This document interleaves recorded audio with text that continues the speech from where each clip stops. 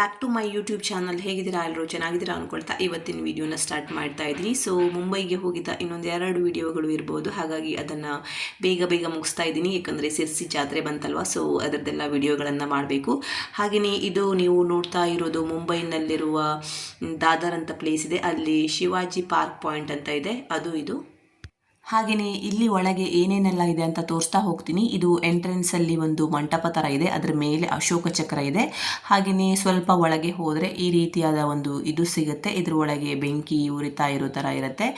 Next ಬಂದರೆ ನೀವು ನೋಡ್ತಿರ್ಬೋದು, ಇದು ಒಂದು ಅಶೋಕ ಸ್ತಂಭ ಇದೆ, ಸೊ ಅದು ಇದು ಪಾರ್ಕ್ ಅಂದರೆ ಜಸ್ಟ್ ಪಾರ್ಕ್ ಥರ ಅಲ್ಲ, ಶಿವಾಜಿ ಪಾರ್ಕ್ ಪಾಯಿಂಟ್ ಅಂತ ಹೆಸರಿರೋದು. ಇಲ್ಲಿ ಒಳಗೆ ಗಣೇಶ ದ್ವಾರ ಇದೆ. ಹಾಗೆಯೇ ನೀವು ನೋಡ್ತಿರ್ಬೋದು ಆ ಕಡೆ ಈ ಕಡೆ ಸಮುದ್ರ ಎಲ್ಲ ಇದೆ, ಮತ್ತು ಇದು ಇದೆ ಏನಂದರೆ ಅಶೋಕ ಸ್ತಂಭ ಇದೆ. ಇದು ಬಂದು ಗಣೇಶ ದ್ವಾರ. ನಾನು ನಿಮಗೆ ಆಮೇಲೆ ಹತ್ತಿರದಿಂದ ತೋರಿಸ್ತೀನಿ ಯಾವ ಥರ ಇದೆ ಅಂತ ಅಂದ್ಬಿಟ್ಟು.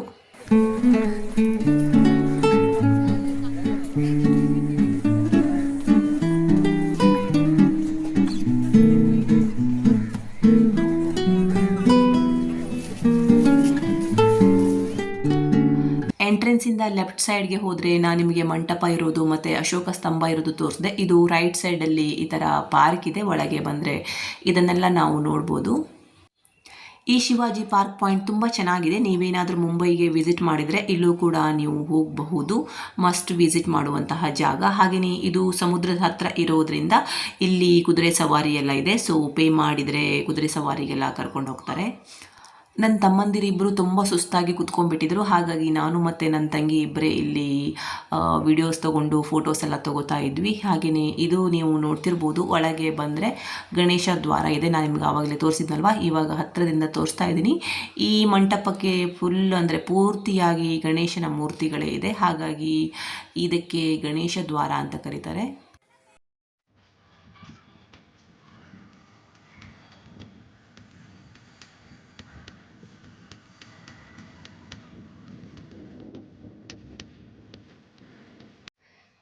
ಹಾಗೆಯೇ ಶಿವಾಜಿ ಪಾರ್ಕ್ ಇನ್ನೂ ಕೂಡ ಚೆನ್ನಾಗಿದೆ. ನಾನು ಅಷ್ಟೊಂದು ವಿಡಿಯೋ ಮಾಡ್ಕೊಂಡಿಲ್ಲ, ಯಾಕಂದರೆ ತುಂಬ ಟಯರ್ಡ್ ಆಗಿಬಿಟ್ಟಿತ್ತು. ನಾವು ಸಿದ್ಧಿವಿನಾಯಕ ದೇವಸ್ಥಾನಕ್ಕೆ ಹೋಗಿ, ಅಲ್ಲಿಂದ ಮಹಾಲಕ್ಷ್ಮಿ ದೇವಸ್ಥಾನಕ್ಕೆ ಹೋಗಿ, ನಂತರ ಅಲ್ಲಿಂದ ಮುಗಿಸ್ಕೊಂಡು ಇಲ್ಲಿಗೆ ಬಂದಿದ್ದು. ಹಾಗಾಗಿ ತುಂಬ ಟಯರ್ಡ್ ಆಗಿಬಿಟ್ಟಿತ್ತು. ನನಗೆ ಎಷ್ಟಾಗುತ್ತೆ ಅಷ್ಟು ನಾನು ವಿಡಿಯೋನ ಮಾಡ್ಕೊಂಡಿದ್ದೀನಿ.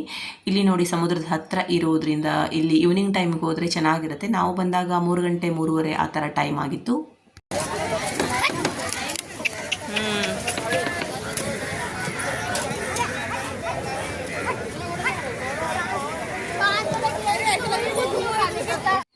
ಇನ್ನೊಂದೇನೆಂದರೆ, ಮುಂಬೈನಲ್ಲಿ ಸಿಟಿಯ ಮಧ್ಯದಲ್ಲಿ ಸಮುದ್ರ ಇರೋದ್ರಿಂದ ನಾವು ಯಾವುದೇ ಪ್ಲೇಸ್ ನೋಡೋಕ್ಕೆ ಹೋದರೂ ಕೂಡ ನಮಗೆ ಆಲ್ಮೋಸ್ಟ್ ಆಗಿ ಸಮುದ್ರ ಸಿಗುತ್ತೆ. ತಾಜ್ ಹೋಟೆಲ್ ಹತ್ರ ಆಗಿರ್ಬೋದು, ಮತ್ತು ಹಜಿರಲ್ಲಿ ದರ್ಗಾ ಹೋಗಿದ್ವಿ ನಾವು, ಅಲ್ಲೂ ಕೂಡ ಸಮುದ್ರ ಹತ್ತಿರ ಇದೆ. ಸೊ ಇಲ್ಲಿ ಬಂದ್ವಿ ಇವಾಗ, ಇಲ್ಲೂ ಕೂಡ ಅಷ್ಟೇ ಸಮುದ್ರ ಹತ್ತಿರನೇ ಇದೆ.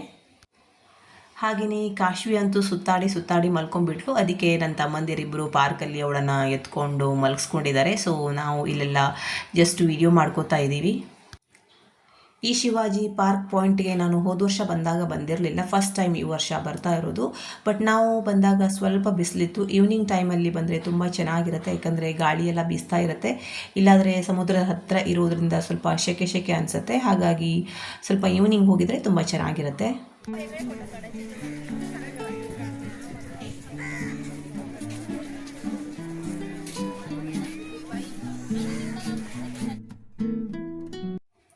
ಶಿವಾಜಿ ಪಾರ್ಕಿಂದ ಮುಗಿಸ್ಕೊಂಡು ಇವಾಗ ನಾವು ಇದಕ್ಕೆ ಹೋಗ್ತಾ ಇದ್ದೀವಿ, ಶಾಪಿಂಗ್ ಮಾಡೋಕ್ಕೆ. ಯಾಕಂದರೆ ದಾದರ್ ಅಂದರೆ ಇದು ಶಾಪಿಂಗ್ ಏರಿಯಾ.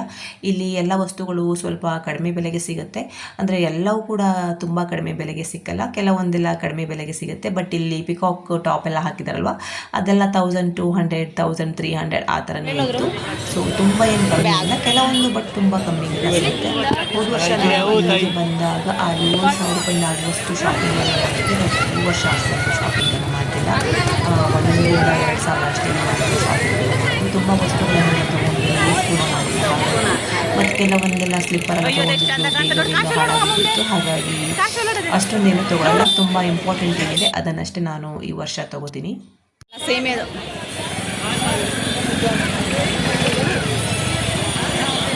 ಎಷ್ಟು ಚೆಂದ ಕಾಣ್ತದೆ ಕಾಶು.